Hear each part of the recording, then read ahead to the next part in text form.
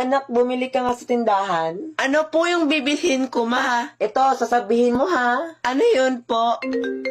Wait lang. Sige, ano pa po? Mari, yung utang mo pala. Sige po. So, kinalimutan mo na ngayon, hunghang ka. Okay. Huwag kang magmaang-maangan. Nakita kita na kasama mo ang asawa ko, kabet.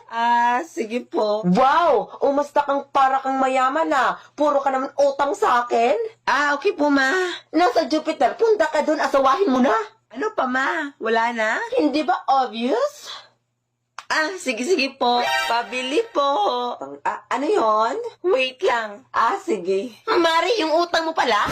Ay, Diyos kong batang ka. Wala akong utang sa'yo, uy. So, kinalimutan mo na ngayon, hunghang ka. Uy, hinahinay lang sa pananalita, ha? Huwag kang magmaang-maangan. Nakita kita kasama mo asawa ko. Kabet. Uy, batang ka, asawa agad. Bata ka pa nga, eh. Wow, umasta kang para kang mayaman, ha? Puro ka naman utang sa akin. Uy, Diyos kong batang ka. Nasaan mama mo, hoy?